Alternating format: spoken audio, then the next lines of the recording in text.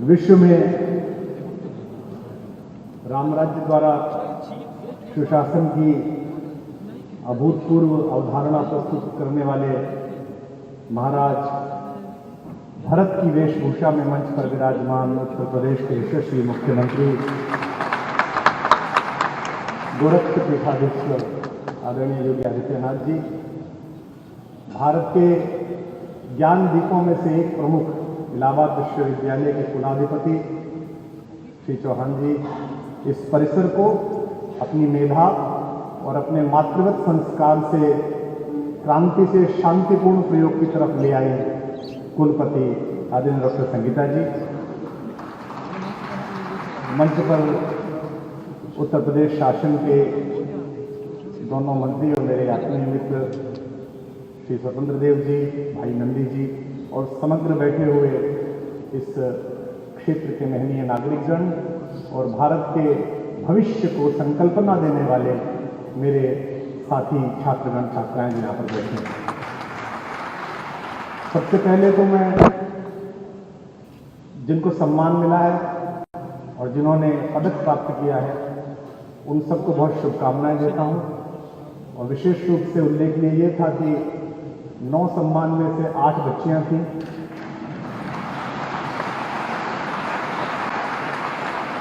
एक ही युवक आ पाया, क्योंकि मैं अपने राजनीतिक मित्रों से कह रहा था कि लड़कों को तो तुम समाजवादी यूनियन पार्टी और भारतीय जनता युवा मोर्चा में ले गए, तो लड़के तो बचे कहाँ। बेटियों को बहुत बहुत शुभकामनाएं।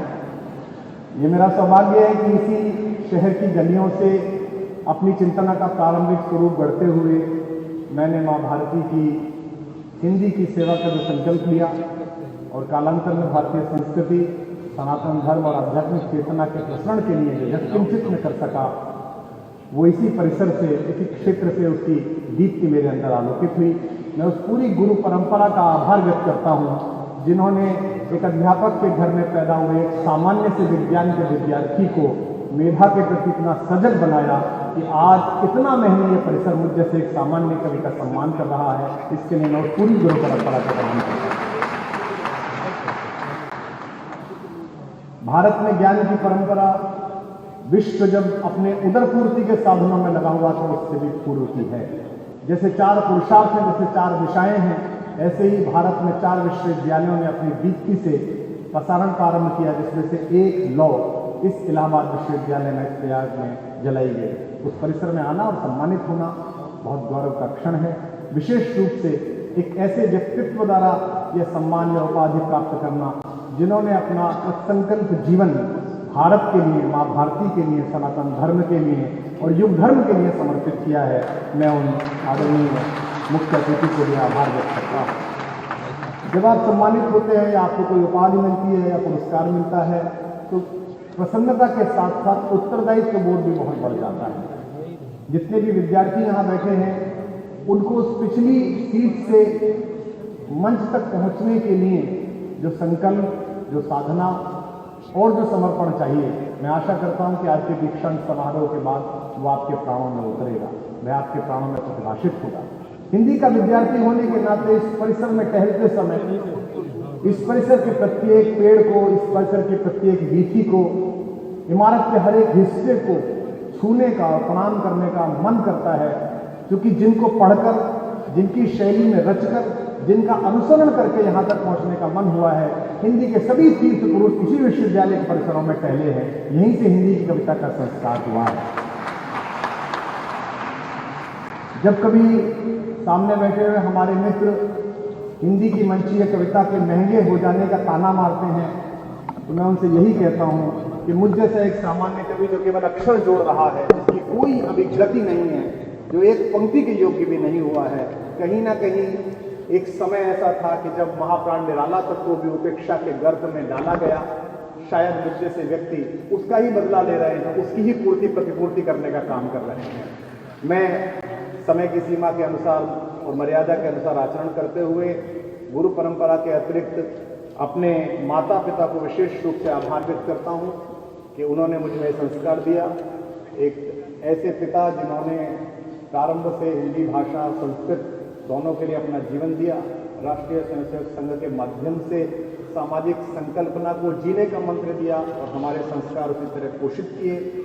जब भी कोई सम्मान मिलता है तो मैं यही पंक्तियां दोहराता हूँ, सुनाता हूँ कि जाने मेरे कितने छल और कितने पाप छिपाए हैं, जाने मेरे कितने छल और कितने पाप छिपाए हैं, अपने अंतस में जो मेरे सब संताप छिपाए हैं, जिनके दिन और रात हुए मेरे आंसू मुस्कानों से, जिनके दिन और रात हुए मेरे आंसू मुस्कानों से, पत्थर भी हीरा बनकर चमका जिनके वरदानों से, पत्थर भी हीरा बनकर चमका जिनके वरदानों से, जननी और जनक के उन पावन चरणों का वंदन है, यह मेरा अभिनंदन भी तो उनका ही अभिनंदन है। इसी इलाहाबाद में नाकाम कैरियर और नाकाम मोहब्बत समेटकर जब मैं उत्तर प्रदेश के दूसरे कोने में पहुंचा तो इसी इलाहाबाद के लिए मैंने कभी यह भी कहा कि ये दिल बर्बाद करके इसमें क्यों आबाद रहते हो, कोई कल कह रहा था तुम इलाहाबाद रहते हो, ये कैसी, कोई कल कह रहा था तुम इलाहाबाद रहते हो, ये कैसी शोहरत ने मुझको अता कर दी मेरे मौला, मैं सब कुछ भूल जाता हूं मगर तुम याद रहते हो। कोई शहर अगर इस तरह अंदर बस जाए तो मैं कैफी आजमी साहब का ये शेर याद करता हूँ। ये खबर कल छपी कि विश्वविद्यालय की सर्वोच्च उपाधि हिंदी के कवि को दी जाएगी। माननीय कुलपति जी प्रेस ब्रीफिंग कर रही थी और मैं एक कार्यक्रम में था, मुझे वो खबर मैंने देखने को मिली। अब ये कल खबर छपेगी कि भारत में ऊर्जा के सबसे आशावान स्रोत आदरणीय मुख्यमंत्री जी के माध्यम से उपाधि मुझे प्राप्त हुई, तो ये खबर कहीं ना कहीं किसी घर में पढ़ी जाएगी और जिस घर में वो पढ़ी जाएगी उसके लिए मैं यही शेर कहूंगा कि आज फिर टूटेंगी तेरे घर की सारी खिड़कियां, आज फिर टूटेंगी तेरे घर की सारी खिड़कियां, आज फिर देखा गया दीवाना तेरे शहर में। बहुत बहुत आभार, बहुत बहुत धन्यवाद। और मैं आशा करता हूं कि इस विश्वविद्यालय का मेरे प्रति अनुराग, एक शिष्यवत स्नेह, कृपा मुझ पर बरसती रहेगी। मंचस्थ आदरणीय लोगों ने जिन्होंने कृपा की आज पधारने की, उन सब का स्नेह मेरे पर रहेगा। और जिस उत्तरदायित्व बोध के लिए मुझे नामित किया गया है, माँ भगवती, माँ भारती, मेरे राघवेंद्र सरकार, मर्यादा पुरुषोत्तम राम मुझे शक्ति देंगे कि मैं अपने प्राण की अंतिम आह तक भी उसे पूरा करने के लिए संकल्पबद्ध रहूं। आप सबका बहुत बहुत आभार। जय भारती, जय भारत। आज फिर टूटेंगी तेरे घर की सारी खिड़कियां, आज फिर टूटेंगी तेरे घर की सारी खिड़कियां, आज फिर देखा गया दीवाना तेरे शहर में। बहुत बहुत आभार, बहुत बहुत। वीके न्यूज, राष्ट्र के नाम।